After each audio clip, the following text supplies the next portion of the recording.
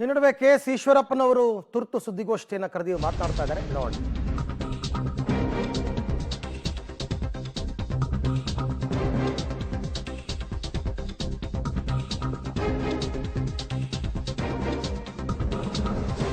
ಅಮಿತ್ ಶಾ ಅವರು ಕರೆ ಮಾಡಿ ಮಾತನಾಡಿದ ಬಳಿಕ ಈಶ್ವರಪ್ಪನವರು ತುರ್ತು ಸುದ್ದಿಗೋಷ್ಠಿಯಲ್ಲಿ ಮಾತನಾಡ್ತಾ ಇದ್ದಾರೆ.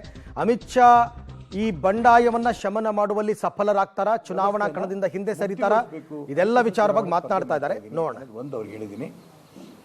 ಎರಡನೇದು, ಇಡೀ ರಾಜ್ಯದ ಕಾರ್ಯಕರ್ತರು ನೊಂದಿದ್ದಾರೆ, ಪಕ್ಷವನ್ನು ಕಟ್ಟಿರೋರು ಕಟ್ಟದೇ ಇರೋರು. ಹಾಗಾಗಿ ಅವರೆಲ್ಲರಿಗೂ ಸಮಾಧಾನ ಆಗಬೇಕು, ಸರಿಯಾದ ಪಕ್ಷ ಆಗಬೇಕು ಅನ್ನೋ ಉದ್ದೇಶದಿಂದ ಸ್ಪರ್ಧೆ ಮಾಡ್ತಿದ್ದೀನಿ. ಎರಡನೇ ಅಂಶನೂ ಹೇಳಿದ್ದೀನಿ. ಮೂರನೇದು, ಹಿಂದುತ್ವದ ಪರವಾಗಿ ಹೋರಾಟ ಮಾಡ್ತಾ ಇರೋರು. ಸಿ.ಟಿ. ರವಿ ಇರ್ಬೋದು, ಪ್ರತಾಪ್ ಸಿಂಹ ಇರ್ಬೋದು, ಅನಂತಕುಮಾರ್ ಹೆಗಡೆ ಇರ್ಬೋದು, ಬಸವನಗೌಡ ಪಾಟೀಲ್ ಯತ್ನಾಳ್ ಇರ್ಬೋದು, ಸದಾನಂದ ಗೌಡರು ಇರ್ಬೋದು, ನಾನಿರ್ಬೋದು, ಹಿಂದುತ್ವ ಬಗ್ಗೆ ಹೋರಾಟ ಮಾಡಿದ್ದೆ. ಇವತ್ತು ಪಕ್ಷದಲ್ಲಿ ತಪ್ಪ ಅನ್ನೋಂಥ ಒಂದು ಪರಿಸ್ಥಿತಿ ಬಂದಿದೆ. ಅದಕ್ಕೆ ಹಿಂದುತ್ವಕ್ಕೆ ಸರಿಯಾದ ಬೆಲೆ ಸಿಗಬೇಕು, ಸಂಘಟನೆಯಲ್ಲೂ ಕೂಡ ಹಿಂದುತ್ವಕ್ಕೆ ಬೆಲೆ ಸಿಗಬೇಕು ಅನ್ನೋ ಉದ್ದೇಶದಿಂದ ನಾನು ಚುನಾವಣೆ ಸ್ಪರ್ಧೆ ಮಾಡಿದ್ದೀನಿ. ಇದನ್ನು ಒಂದು ಹೇಳಿದ್ದೀನಿ. ನಾಲ್ಕನೇದು, ಹಿಂದುಳಿದವರಿಗೆ ವಿಶೇಷವಾಗಿ ರಾಜ್ಯದಲ್ಲಿ ಬೆಂಬಲ ಸೀಟ್ಗಳು ಕೊಡೋಕ್ಕಾಗ್ತಿಲ್ಲ. ಇಡೀ ರಾಜ್ಯದಿಂದ ನನಗೆ ಫೋನ್ಗಳು ಬರ್ತಾ ಇದ್ದಾವೆ. ಒಬ್ಬೊಬ್ಬರಿಗೂ ಕೊಡಲಿಲ್ಲ, ಯಾವ ನ್ಯಾಯ? ಹಿಂದುಳಿದವ್ರಿಗೆ ಯಾಕೆ ಮೋಸ ಮಾಡ್ತಾ ಇದ್ದೀರಿ?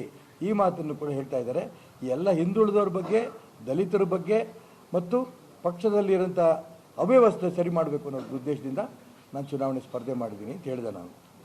ಅದಕ್ಕೆ ಅವ್ರು ಹೇಳಿದ್ರು, ಈ ವಾಪಸ್ ತಗೊಳ್ಳಿ, ಚುನಾವಣೆ ಸ್ಪರ್ಧೆ ಮಾಡೋಕ್ಕೆ ಹೋಗಬೇಡಿ, ನೀವೇನೇನು ಅಪೇಕ್ಷೆ ಪಟ್ಟಿದ್ರು ಅದೆಲ್ಲವೂ ಕೂಡ ಮುಂದೆ ಮಾಡೋಣ ಅಂತಂದರು.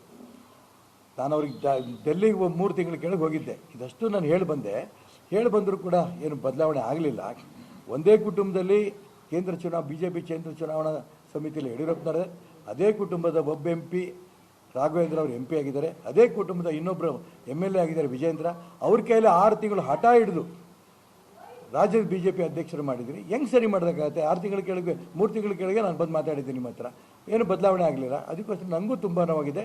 ಇಡೀ ಕರ್ನಾಟಕ ರಾಜ್ಯದ ಕಾರ್ಯಕರ್ತರು ಭಾರತೀಯ ಜನತಾ ಪಾರ್ಟಿ ಶುದ್ಧೀಕರಣ ಆಗಬೇಕು ಅಂತ ಅವರು ಅಪೇಕ್ಷೆ ಪಟ್ಟಿರೋದಕ್ಕೋಸ್ಕರ ನಾನು ಸ್ಪರ್ಧೆ ಮಾಡ್ತಿದ್ದೀನಿ ಅಂತ ಹೇಳಿದ್ಮೇಲೆ ಕೊನೆಗೆ ಅವರು ನಾಳೆ ದಿನ ದೆಹಲಿ ಬರಬೇಕು, ನಿಮ್ಮ ಹತ್ರ ನಾನು ಮಾತಾಡ್ತೀನಿ ಅಂತ ಹೇಳಿದರು. ನಾನು ನಿಮ್ಮ ದೊಡ್ಡವರಿದ್ದೀರಿ, ದೊಡ್ಡವ್ರ ಮಾತನ್ನು ನಾನು ಮೀರಿದೆ ಅನ್ನೋಂಥ ಭಾವನೆ ಬರಬಾರ್ದು. ನಾನು ಖಂಡಿತ ದೆಹಲಿಗೆ ಬರ್ತೀನಿ. ದೆಹಲಿ ಬಂದಾಗಲೂ ಕೂಡ ನನಗೆ ಚುನಾವಣೆಯಿಂದ ವಾಪಸ್ ತಗೊಳ್ಳಿ ಅನ್ನೋಂಥ ನೀವು ಸೂಚನೆ ಕೊಡಬೇಡಿ, ಕೊಟ್ಟರೆ ಮಾತ್ರ ಸಮಸ್ಯೆ ಆಗುತ್ತೆ ಅಂದೆ. ನಾನು ಸೂಚನೆ ಕೊಡಲ್ಲಪ್ಪ ನಿಮಗೆ, ನಾನು ಪ್ರಾರ್ಥನೆ ಮಾಡ್ತೀನಿ ಅಂದರು. ಅಯ್ಯೋ, ಭಾರಿ ದೊಡ್ಡವ್ರು ನೀವು, ನನಗೆ ಪ್ರಾರ್ಥನೆ ಮಾಡೋಂಥ ಅವಶ್ಯಕತೆ ಖಂಡಿತ ಇಲ್ಲ. ಅದು ನನ್ನ ಉದ್ದೇಶ ನಿಮಗೆ ಸಮಾಧಾನ ಆಗಿದೆ ಅಂತ ನಾನು ಭಾವಿಸ್ತೇನೆ. ಈ ಉದ್ದೇಶಕ್ಕೋಸ್ಕರ ಚುನಾವಣೆ ಸ್ಪರ್ಧೆ ಮಾಡ್ತಾ ಇದ್ದೀನಿ. ಚುನಾವಣೆ ಸ್ಪರ್ಧೆ ಮಾಡ್ತಾ ಇರೋಂಥ ಸಂದರ್ಭದಲ್ಲಿ ಇಂಥ ಒಂದು ವಾತಾವರಣ ಬರುತ್ತೆ ನನ್ನ ಪರವಾಗಿ ಅನ್ನೋದು ನಾನು ಅಂದ್ಕೊಂಡಿರಲಿಲ್ಲ. ಈಗ 100ಕ್ಕೆ 100 ನಾನು ಗೆಲ್ತೇನೆ. ಗೆದ್ದು ಪಕ್ಷವನ್ನು ಶುದ್ಧೀಕರಣ ಮಾಡೋದಕ್ಕೂ ಯಾವ ಉದ್ದೇಶದಿಂದ ನಾನು ಚುನಾವಣೆ ನಿಲ್ಲಕೊಟ್ಟಿದ್ದೀನೋ ಅದೆಲ್ಲೂ ಅನುಕೂಲ ಆಗುತ್ತೆ, ನಂಗೆ ಸಹಕಾರ ಕೊಡಿ ಅಂತ ಕೇಳಿದೆ. ಮತ್ತೆ ಹೇಳಿದ್ರು ಅವರು, ನಿಮ್ಮ ಮಗನ ಭವಿಷ್ಯನೂ ನಾವು ನೋಡಬೇಕಾಗುತ್ತೆ ಅಂತ ಮಾತನ್ನು ಹೇಳಿದ್ರು. ನಾನು ನನ್ನ ಮಗನಿಗೆ ಪರ್ಸನಲಾಗಿ ಮಾತಾಡಿದ್ದೀನಿ. ನನ್ನ ಭವಿಷ್ಯದ ಬಗ್ಗೆ ಖಂಡಿತ ನೀವು ಚಿಂತೆ ಮಾಡಬೇಡಿ.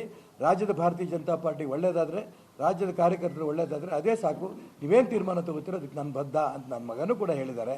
ಹಾಗಾಗಿ ಯಾವುದೇ ಕಾರಣಕ್ಕೂ ನನ್ನ ಮಗನ ಮೀರಿ ನಾನು ಹೋಗ್ತಾ ಇಲ್ಲ. ಎಲ್ಲರೂ ಸೇರಿ ಈ ಅಭಿಪ್ರಾಯ ತಗೊಂಡಿದ್ದೀವಿ. ಮತ್ತೆಲ್ಲ ನಮ್ಮ ಕಾರ್ಯಕರ್ತರು, ರಾಜ್ಯದಲ್ಲಿರುವಂಥ ಕಾರ್ಯಕರ್ತರು, ಅನೇಕ ಪರಿವಾರದ ಪ್ರಮುಖರು, ಹಿಂದೂ ಸಂಘಟನೆ ಪ್ರಮುಖರು ಇಡೀ ಜಿಲ್ಲೆಯಲ್ಲಿ ನನ್ನ ಜೊತೆ ನಿಂತಿದ್ದಾರೆ. ಹಿಂದುತ್ವದ ಬಗ್ಗೆ ಹೋರಾಟ ಮಾಡ್ತಿದ್ದಾರೆ. ಈಶ್ವರಪ್ಪ ಅವ್ರಿಗೆ ಅನ್ಯಾಯ ಆಗಿದೆ, ಅದ್ರ ವಿರುದ್ಧ ಹೋರಾಟ ಮಾಡ್ತಿದ್ದಾರೆ. ಆ ಒಂದು ಭಾವನೆ ಎಲ್ರಿಗೂ ಇರೋದ್ರಿಂದ ನಾನು ಚುನಾವಣೆ ಸ್ಪರ್ಧೆ ಮಾಡ್ತಾ ಇದ್ದೀನಿ ಅಂತ ಹೇಳಿದ್ದೀನಿ. ಸಂಪೂರ್ಣ ಮಾತಾಡೋಣ ಅಂತ ಹೇಳಿದ್ದಾರೆ. ನಾಳೆ ನಾನು ಹೋಗಿ ನಾಳೆ ರಾತ್ರಿ ಅಮಿತ್ ಶಾ ಅವರನ್ನು ದೆಹಲಿಯಲ್ಲಿ ಭೇಟಿ ಮಾಡೋದಿದೆ. ಅಮಿತ್ ಶಾ ಅವರು